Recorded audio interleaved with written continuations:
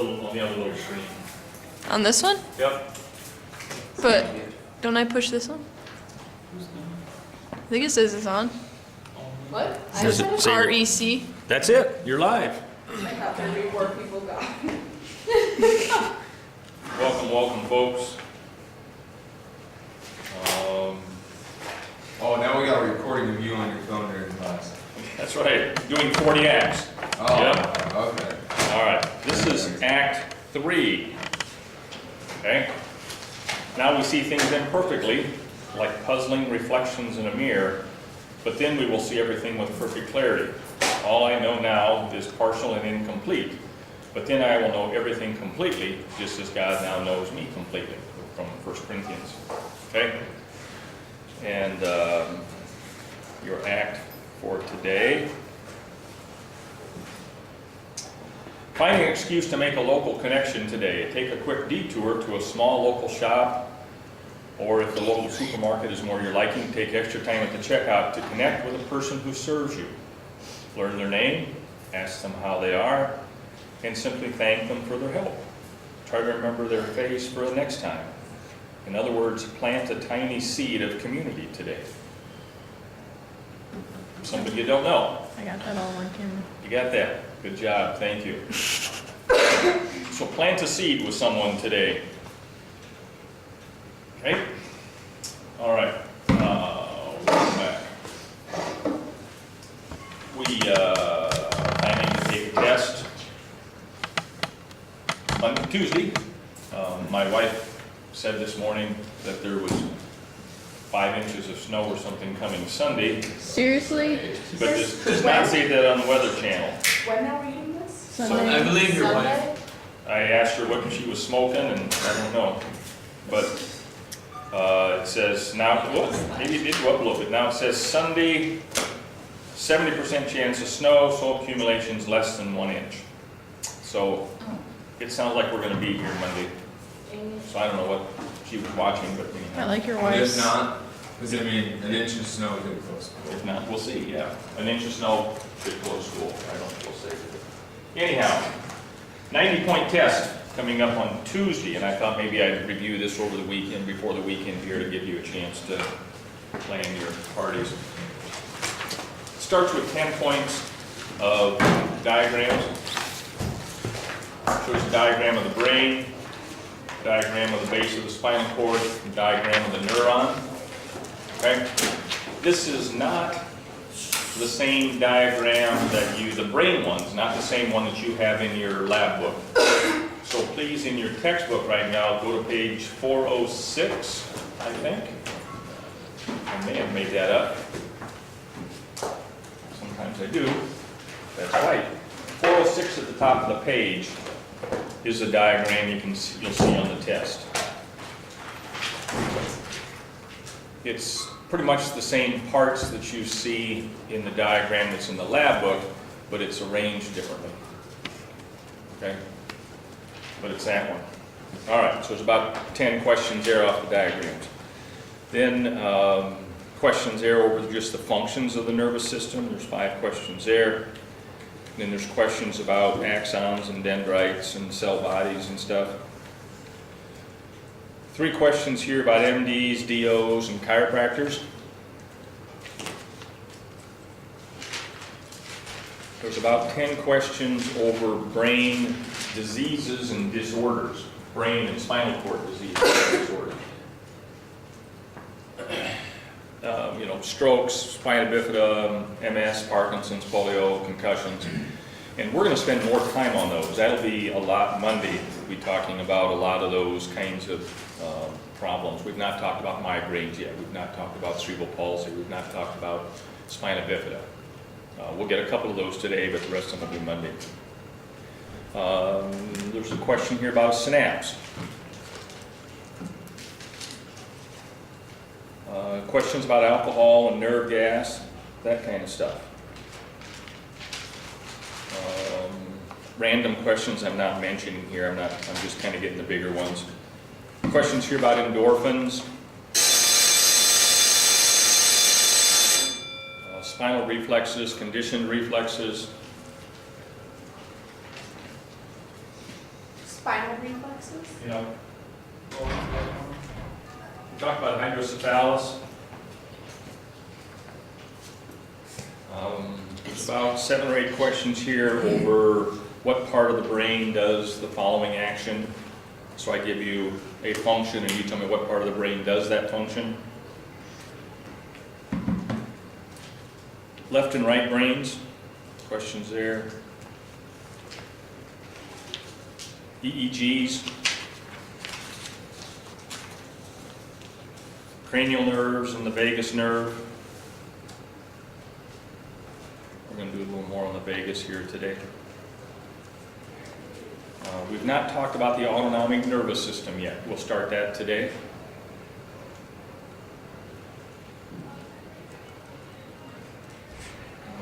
We'll talk about ways that stress affects the body. We'll get there Monday. We talked about epidurals and spinals.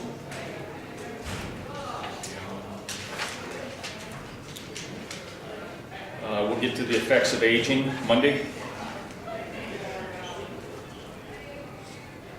We talked about IQs. There's, I don't know, 5 or 6, 2 or 3 point essays. So the whole thing is 90 points. You're going to want to keep hustling. Okay, you're going to want to keep moving on. But by the end of the period Monday, we will have talked about everything that's on the test. So should be in good shape then.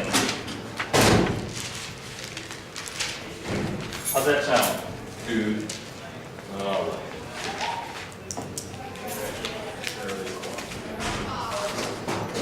So, Miss Mia, I don't remember how far we got on this writing.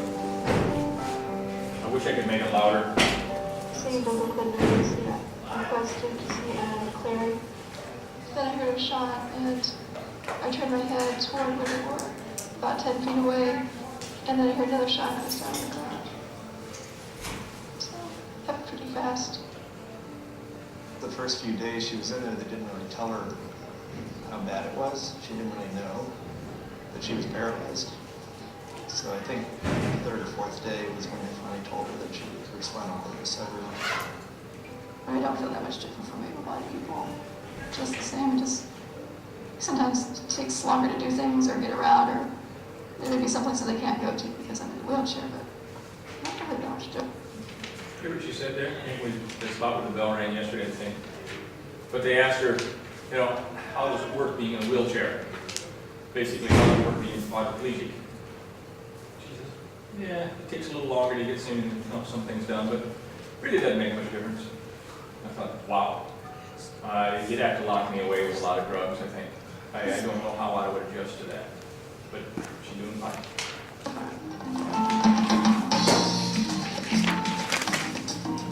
As Mia goes out in the community, people who have a preconceived notion of what a disabled person is supposed to be like tends to disappear and dissolve into something more profound and more equalizing. When you go out, sometimes people are like, oh, it's good to see you out, or, you know, other times the person who's with you, like, oh, it's so great you take them out sometimes. You can get straw to control a wheelchair. My legs and maybe just sort of counteract that kind of attitude. Despite all the challenges that come with being quadriplegic, Mia still maintained that work ethic that she always showed in her able-bodied self. As I learn more and more about the injustices that are going on in Central America, I was being supported by the U.S. government, you know, my government. And so I felt like I had an obligation to do something about it. I think having that experience in working on behalf of others who live in such dire circumstances, I think she's got a real life, real world perspective of where we all are. A number of years ago, some of us realized we had to form a commission on disabilities in the city. Mia got drafted, basically, to take an open position. And I was a pretty instrumental member of the core group of people who helped pass a citywide ballot measure called Measure E, and it funds this city program called the Emergency Services Program for people with severe disabilities. So it felt really good to actually manage to get that passed. You know, I just felt kind of a little bit puzzled when people say, "Oh, you're so brave." You know, it's like, well, am I brave? I mean, how am I being brave? I mean, getting up out of bed and, you know, going down poles, is that being brave? Or, you know, I just want to get along with my life. I just want to do something. I don't want to be staying in bed all day. This is the person who has risen above what could have been pity and, victimhood. Not everybody does that. I think a lot of people have very low expectations of somebody with a disability. They think, oh, they're just they can't work, they can't do much of anything. People with disabilities can make a contribution towards society and do some meaningful activism. She's always been a little bit of a mystery to everybody. Even her family, even her mother, even everybody. She's been a little bit of a mystery.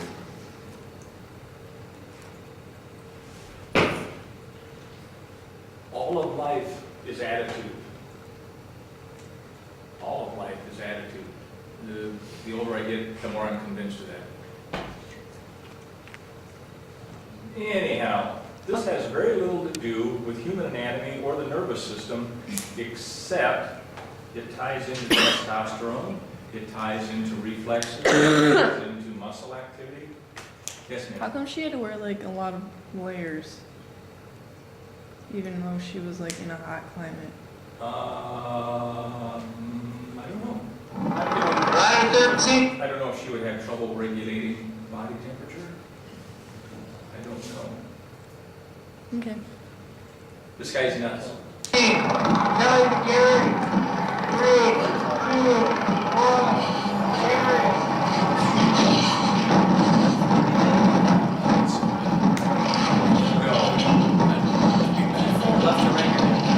No.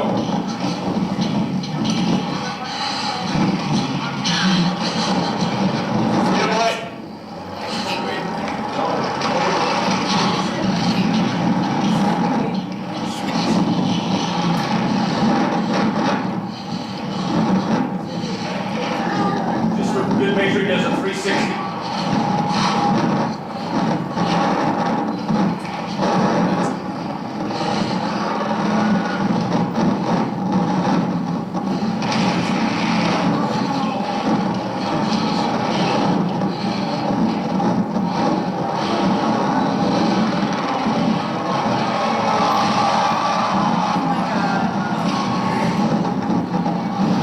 Another 360. Oh my god.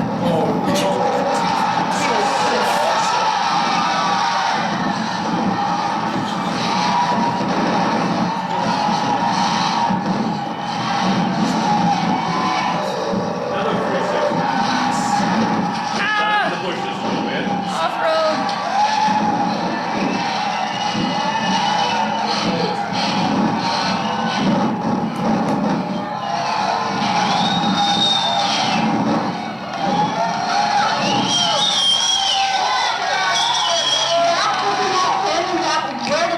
I'm pretty sure this guy just recently killed himself. Probably so. Oh, you think we're in real life? No, like he really did. That's possible. Killed himself like. No, like suicide. Oh, Not why? like biking. I mean, you kind of think you know who it is, kind of thing, or read Yeah, something it's about Kelly McGarry. Really? Can you Google it? If it's who I think it is. He has like long hair. it? What do you think he did? Commit suicide? Yeah, like recently. Two bikers, like two main bikers just recently killed themselves. Why? Can you Google it? I don't know. Look up the two. Says he dies after collapsing on something. What? Two. Just look at the two guys that recently killed themselves. That were bikers.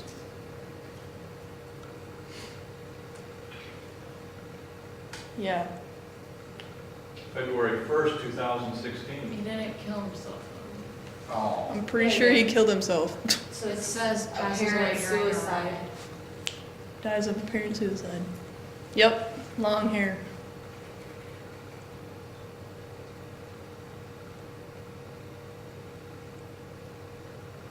See, and then it talks about that race you just watched. Really? But this says a mountain bike crash. Here, I'll look it up. Well, I didn't realize that, and maybe wouldn't have been quite as anxious to show it. It's still pretty crazy. It is crazy. Is that the effects of testosterone? Certainly. You don't, for the most part, you don't see girls doing those kinds of things. Not that they couldn't, but testosterone kind of figures into a lot of the boy activities. But I can't, it's hard to imagine the kind of responses and reflexes allow you to do that kind of stuff. Not even getting into the question of why would you?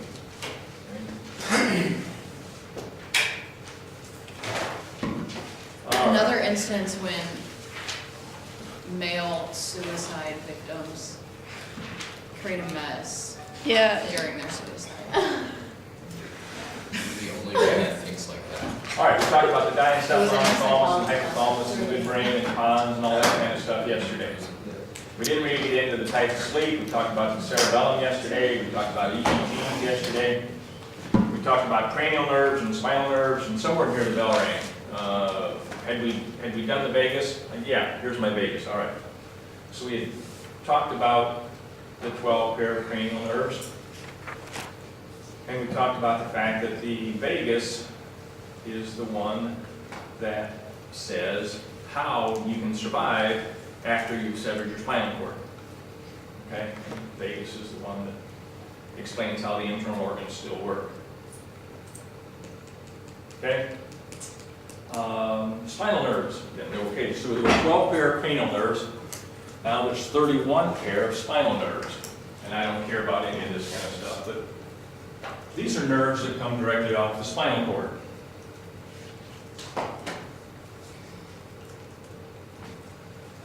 And some of these are motor, some of them are sensory. So some are going toward brain and spinal cord, some are going away from brain and spinal cord. This ties into what's called a dermatome map. I think we talked about the dermatome back when we were at the chiropractor stage. Okay? And the dermatome map says, as these nerves leave the spinal cord, C1, C2, C3 for cervical, thoracic, lumbar, and so forth, as they leave up here, where do they go? All right? Well, C6 comes down here to the thumb, C7 comes to these two fingers, C8 comes over here. So if you show up at your neurologist, you show up at your chiropractor, and you say, Doc, my thumb is numb. And Doc says, how about the rest of your hand? No, it's fine. Well, then they know that there's some issue with C6 that runs down to the thumb. Or, these two fingers are numb. Well, then that's some issue with C7. Okay, so they use that. You can have pain in the hand, pain in the leg, and the real source is something that's happening in the vertebra. Just like, we played that game where if you rattle your funny bone, your brain gets the message that your hand hurts when nothing happened to your hand. It was the nerve here or up here. For the 31 pairs of spinal nerves, do you need to know like the anything else? Not anymore now. No. Okay. You hear about people that have disc problems. Typically, it's in the lower back.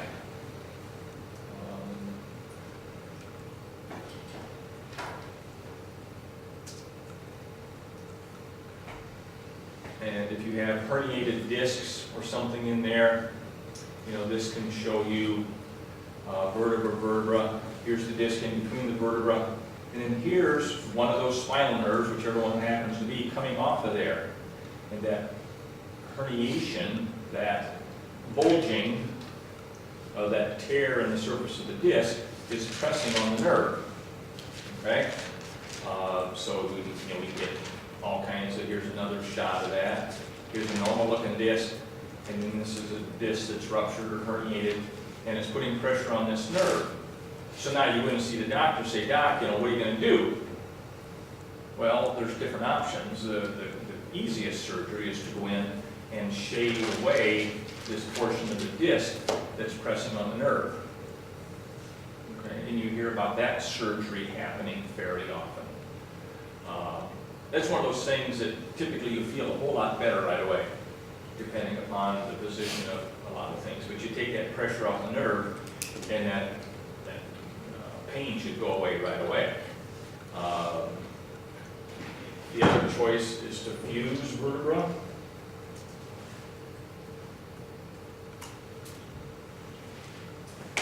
And they can do this for different levels, but if these two vertebrae are not sitting square on top of each other, if they're pinched a little bit like this because of the disc being ruptured, then you can go in and surgically fuse them, whatever sorts of screws and pins that are going into the vertebra, and lock the vertebra up and get rid of the pain.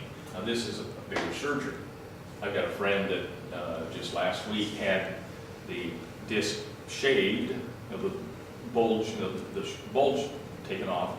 I said, "Are you doing better?" "Yeah, it's better." He said, "But it's not right yet." He says, "I need to have the spinal fusion, I need to have the vertebra fused like this." He said, "But that's just a lot bigger surgery. He has some other health issues that prevent that from happening from doing the surgery." So he's kind of between a rock and a hard spot. Make sense?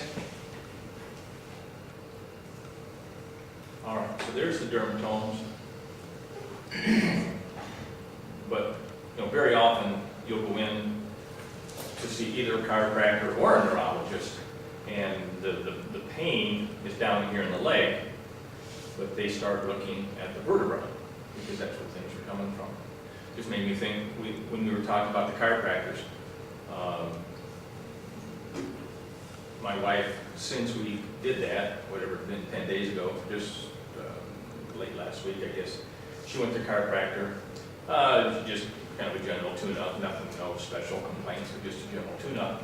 And she happened to mention that she'd been having a lot of reflux lately, okay? Heartburn kind of stuff. And the chiropractor said, "I can do that, I can fix that." I remember we talked about that list of things that chiropractors potentially, and I said, "Yeah, some of those I buy, some of them I don't buy." But the chiropractor said, "I can fix that." And by manipulating, I've got T3, T4, I'm forgetting where it was. But by manipulating the vertebra, my wife said the other day, she said, "I've not had that heartburn, I've had that reflux lately." And she was trying to blame it on food and coffee and tea, and she was trying to eat different things and do different things. And manipulating the vertebra, it appears, solved it for her, which is one of the things that chiropractors say they can do. All right. Spinal nerve injuries. We talked about severing spinal cords, and we talked about Superman and some of those kinds of things. We have not yet talked about it's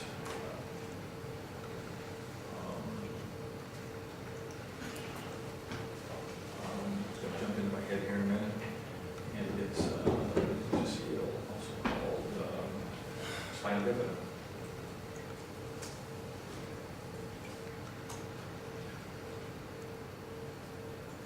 Spina bifida is a birth defect. This happens during formation, very, very early in formation. There's 3 different levels of spina bifida. This first one over here on the left is not going to cause any problem. That's something we all could have right now and wouldn't know it. Okay? This one is kind of an intermediate level of spina bifida. What happens is very early during development, in the first month of development, as the vertebra and the skin are forming, these are meninges. This is a pocket of cerebrospinal fluid, and it's extending out of the back. Show you some pictures of what these kids possibly would look like. Okay, and so this would be an issue of your child at birth. Depending upon how good the ultrasound is, you may or may not see this in the ultrasound prior to birth. Okay, but this one, you're probably going to do surgery and close that up, and may have minor issues the rest of your life. Okay. This is a much bigger one. In this case, it's not just cerebrospinal fluid and meninges, but the spinal cord actually extends into that pocket. And this person's going to have some fairly major level of disability, physical disability. It doesn't really affect the brain, but it's going to be a physical disability. And as you guys get down to the state track meet in the spring, there's always wheelchair athletes. Okay, decent chance this is what's going on with the wheelchair athletes. A decent chance this is what they have is this condition called spina bifida. And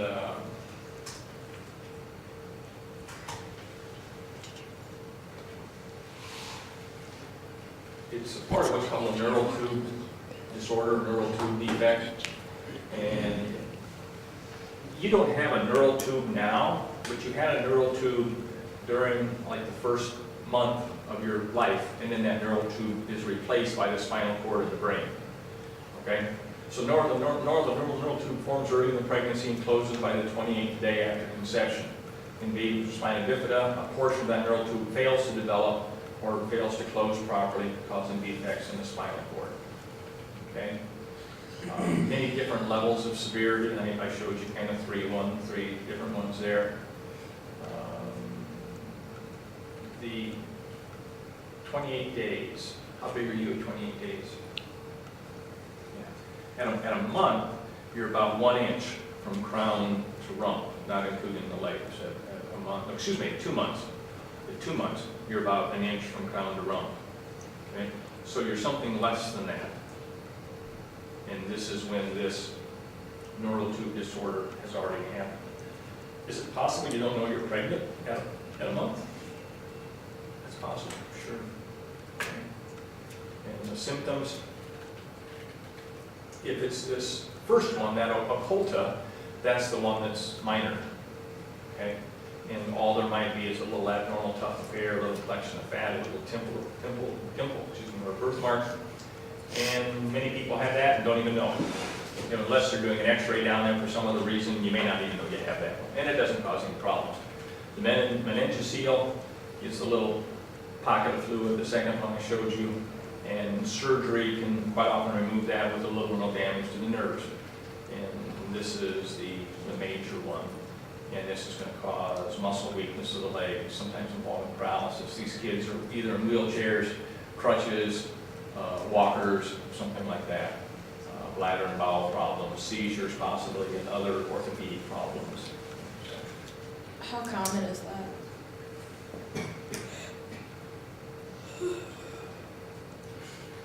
Let me come back to that. Let me finish up this site and come back to it. Causes, like many things in the world, not known for sure. Okay, it appears to be some combination of genetic and environmental risks. Something happened in the environment, and it's typically in the environment in utero, you know, prior to birth. And if you have a family history, tends to increase it. Folic acid deficiency. Girls, 10 years from now when you're thinking about starting your family,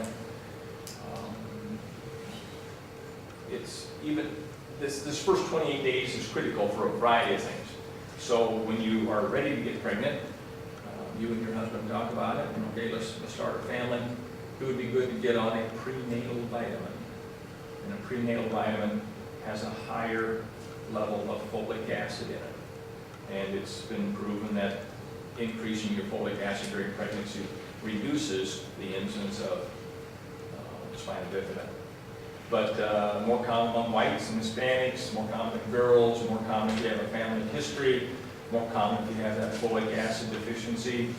Some medications, I'm not trying to freak anybody out here, but you're probably not taking anti-seizure medication. But if you are, or others, in fact, about any kind of medication, everything else being equal, get off of it while you're pregnant. Okay? And even over-the-counter things, hay fever medications, those kinds of things. While you're pregnant, if you want to have the healthiest baby possible, get off all that stuff. Okay? And I'm not trying to say that if you take an antibiotic while you're pregnant, your kid's going to be messed up. No. But given the choice, don't take them. Given the choice, don't take that hay fever medication or whatever it happens to be. Diabetes, obesity, increased body temperature. I don't know how that figures in, to what level. Elevating your core body temperature due to fever or the use of saunas or hot tubs has been associated with an increased risk of spinal injury. Is there a decent chance that somebody was in a hot tub in their first month of pregnancy, didn't even know they were pregnant? Now, to bring a little common sense to this,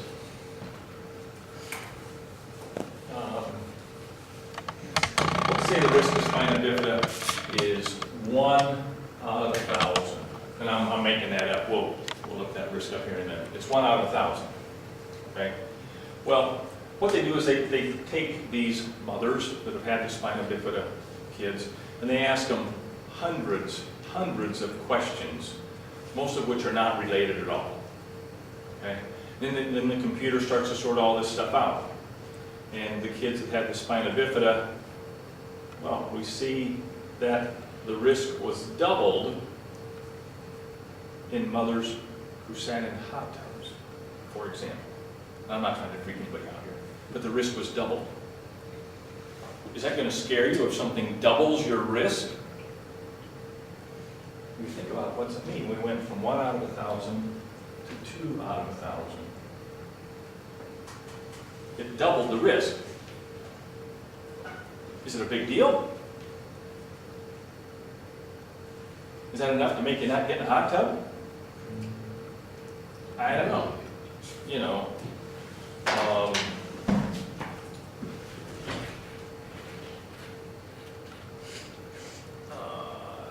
But that's the way, that's the point I want to make. That's how research works.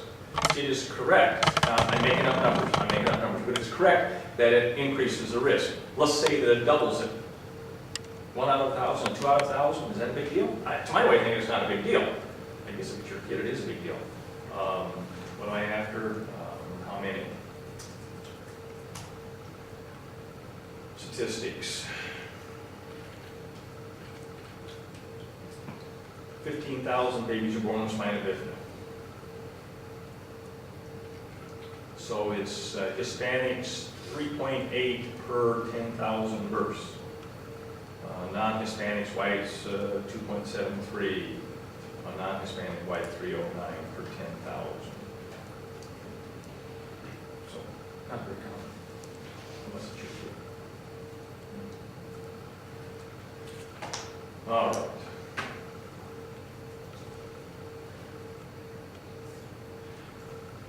All right, autonomic nervous system is up next.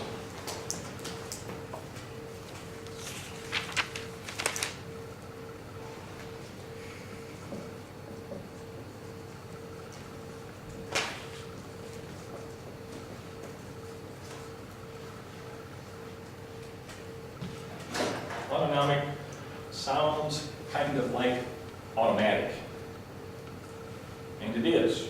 As it tells you here, it functions without conscious effort. So it's not anything that you voluntarily control. Controls visceral.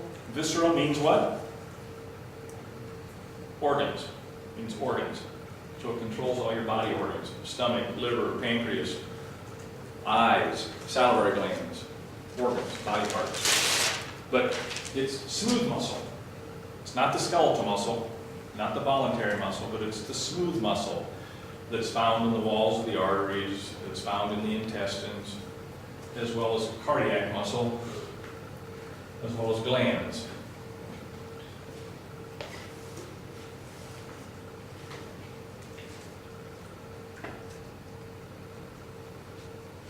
There's two portions to the autonomic nervous system. There's the sympathetic portion and the parasympathetic portion.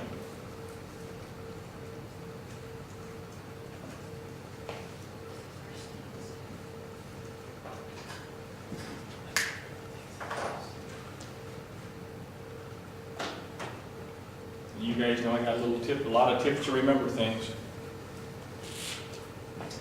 The sympathetic portion with the S speeds things up.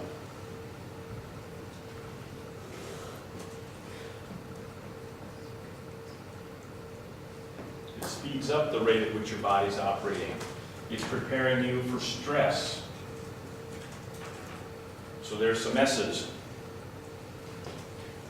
It speeds you up, prepares your body for that fight-flight situation. Come back on that. Parasympathetic returns you to resting, slows you down.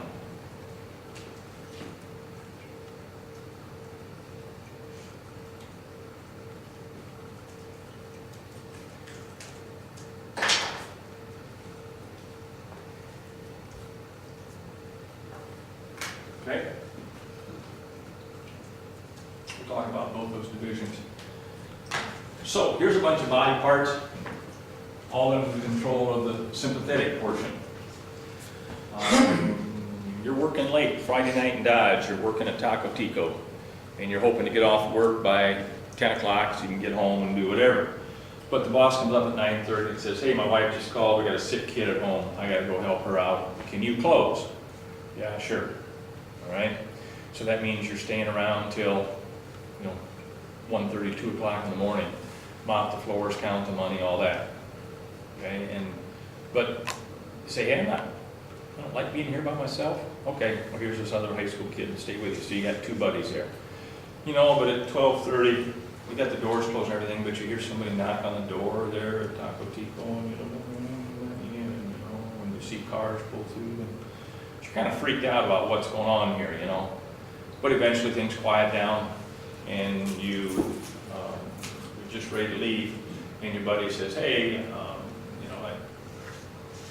I don't want to call my dad at 1:30, 2 o'clock in the morning. Can you run me home? I say, sure, where do you live? Well, they describe a part of town that you're not comfortable driving through, which could be a lot of parts of Dodge. Okay? And jump in the car, will take you home. What's it supposed to be, 11 o'clock tonight or something? 11 below zero tonight or something like that? Okay? So, you take them off, you drop them off at 2 o'clock in the morning, and you get a few blocks away from their house, and your car dies. Just this intersection. Car won't start. You check, windows rolled up, doors locked. For whatever reason, you don't have your cell phone with you. Okay? You're looking around, you're not real comfortable being here. It's kind of dark because all the street lights have been shot out. Okay? What are you going to do? Cry. Pardon? Cry. Cry? Crying really won't help. Just start running. You're going to go back to your buddy's house, right? Okay? So you get out, you look around, there's nobody around. You get out and start walking back to the buddy's house. This car pulls up behind you, and the car stops. You hear the car door open and close. You look over your shoulder, somebody's coming your way. And you start walking a little faster. They start walking a little faster. You start running. They start running. Okay? All the changes taking place are under the control of the autonomic nervous system, the sympathetic portion, speeding things up, preparing you for stress. What happens to the pupils? Dilate. They get huge, don't they? And you see that scared look in somebody. Okay? What happens to the salivary glands? Salivating. They get dry. Oh. Okay? okay? If I was going to sing a solo in the lunchroom today, or I guess a quartet, well, I wouldn't care whether it's solo or quartet, I'd have a little trouble with the saliva in the mouth. I'd have a little trouble there. You see the preacher as they're getting ready to give the sermon. Quite often, what do they have up there with them? Water. Just a little sip of water. Okay? Does that happen athletically? You're getting ready to start a ball game. You get that cotton mouth. Let's say you got a scholarship interview or something like that. All these things happen then. Lemon juice. Okay? Yep. All these things happen. So, what do you see? The singers. I'm not much of a singer, but is there lemon juice? Put a little lemon juice in the tongue.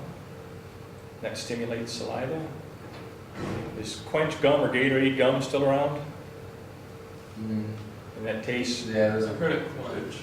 hard to quench. And what's it taste like? Is it sour? Sour. It's not a gum that you're going to chew just to chew gum, okay? But pre-game kind of thing, pre-event, you can chew on that. That stimulates saliva. Okay. Years ago at the state track meet, they brought out a girl on Saturday morning to sing the national anthem by herself. Kind of sad.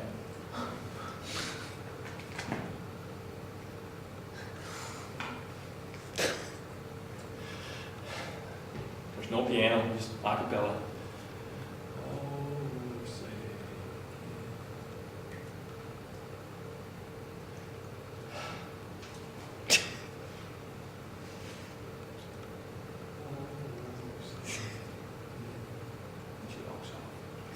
Where was this? State track meet. She walks off. And I assume she had probably done that 100 times. Okay? She met all the criteria. She had all kinds of recommendations. Her instructor said she can do this. Okay? We're just locked up. Okay? And that's all part of the fight. You know, and I'm sure if she went back down underneath and got herself composed and came back out, she'd throw it out and do a great job. You know, but just it got the best of her. And that would have happened to me for sure if I was trying to sing the Star Spangled Banner, you know, in front of that group of people. The heart, right? Remember, you're being prepared to either fight or flight. If we go back to Taco Tico, it's appropriate to run away, to flight. It would be appropriate and to fight with whatever's there. Fight or flight is what you're being prepared for. Okay? Your little kid, neighbor kid was chasing you, big brother was chasing you, you ran into your house, you slid underneath your bed, you're hiding underneath your bed, can you feel your heart just going boom, boom, boom, and they come in the room, where are you? And you just, they got to hear my heart beating, it's jumping out of my chest. Trachea, lungs, they dilate. The liver produces more glucose. Digestion stops. Get that pit in your stomach. Digestion stops. But that's not important at that time. You need to get blood to the muscles as part of that blood shunting thing. The intestines want to be emptied. Did we talk about when I was? We talked about when I was officiating basketball at St. Ed's? No. No? This gym right over here, years ago, I used to officiate basketball. And it was a junior high game. And, you know, this time of year, kind of muddy and snowy, and we're just getting ready to start the game. There's some mud on the floor. So I grab a towel, wipe up the mud, pick up my whistle. Ooh, that wasn't mud. Okay. The little kid just had a hard time keeping a grip on things. Okay? They want to be empty. You get the diarrhea before events? Sure. The bladder wants to be empty. Hey. So does anger. Okay? You get that nervous pee. How many times have you peed? A lot. You peed, 12 times in the last hour. And you got to go again. Okay? There's really nothing in there, but your brain says, we got to do this again. And I'll pick on those little, I don't start me in junior high track meets, but if we're over at Dodger Stadium, it was some little 13-year-old junior high girl, and we're starting a 100-meter dash. All right. Pull your sweats off, we're ready to go.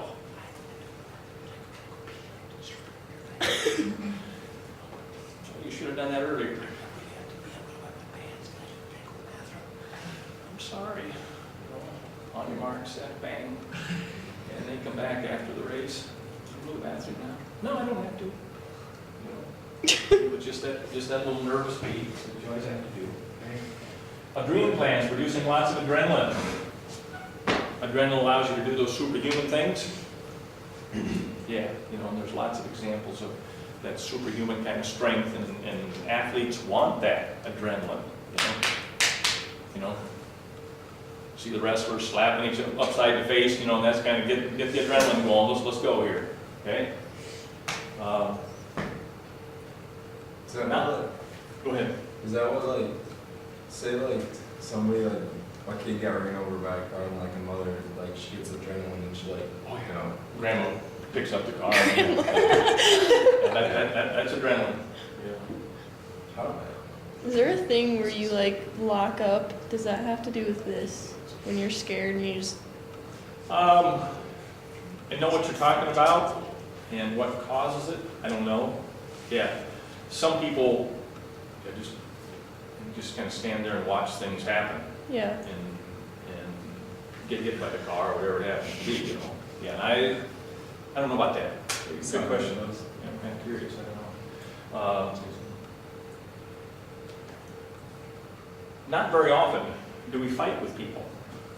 Not very often do we run away. Fight, I mean, physically hit them. Your body's preparing you to do those things. Now, you guys don't have any stress in your life, do you? You came to school this morning, Mom and Dad were both standing at the door, and they both kissed you on the cheek goodbye. They gave you your lunch in this little sack that had your name and little flowers and stuff on it. Yeah, right. Okay, all your perfect little lunch. No. And you came to school, and everything in school was great. All of your friends were friends, and even the people you didn't talk to were your friends, okay? And your teachers were all very nice to you. They didn't give you any assignments or anything. And the assignments they did give you were fun because you really like it. It's fun to do those assignments. And so you get home tonight, and Mom and Dad are both meet you at the door again, right? And you have your glass of milk and your warm chocolate chip cookies. And you sit down at the table with Mom and Dad and say, how was school today? And you talk about all the good things that happened at school, okay? And then you have this wonderful little supper, and it's your favorite little meal. And after supper, you all sit around and you play board games together. You all play Monopoly as a family, right? Does that describe your I life? don't think a single thing you said is true. Not a single one? No. I feel terrible. Okay? Not even close. But hopefully, there was nothing today that you're going to run away from, and hopefully nothing today that's going to cause you lots of stress. When you did the college stress test,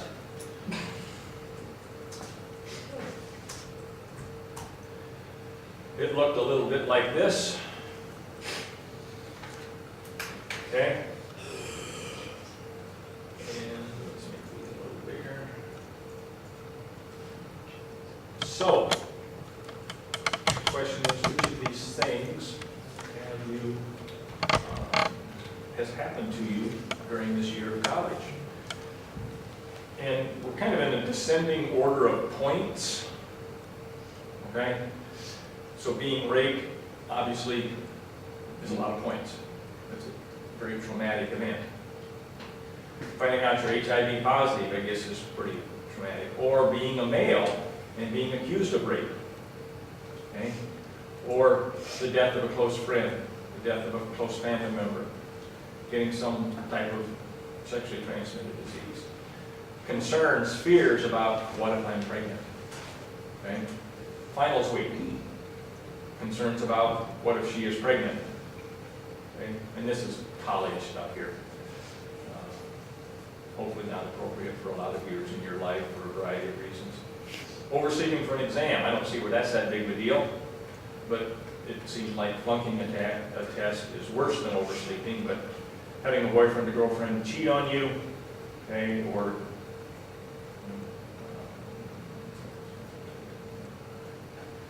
serious illness, you find out somebody in the family has cancer or something, financial difficulties, that's just financial difficulties, it's just a way of life in school. That's just a way of life in college. okay? Major term paper, caught cheating on a test, drunk driving, a sense of overload. Again, it's part of college. If there's anything I learned in college is that I was going to survive. You know, that was probably the biggest lesson, more important than anything else. My folks got divorced when I was in senior in high school. They went different directions. Dad moved to Alaska. I got nothing from him in terms of finances. Mom was working, you know, minimum wage jobs. She wasn't good for any money. And since I'm probably a sophomore in high school, any money I had is money that I earned. You know, and in college, if I didn't earn it, if I didn't get it somehow, or, you know, it wasn't going to happen.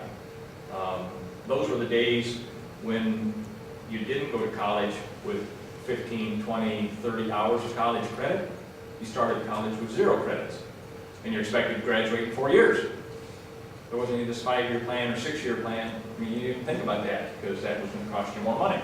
So you had to graduate in 4 years. And I was on the track team at Iowa State, so we would, you know, we'd take off every weekend from January till middle of May. We were track meet somewhere, you know, Missouri, Kansas, Florida, Colorado. Jump on a bus or a plane and go to a track meet. Never on campus, you know, and missing classes. And you'd get to Monday and Tuesday and Wednesday, and I got this test Friday. I'm not going to be here Friday. I got to make plans to make up that test. When am I going to do that?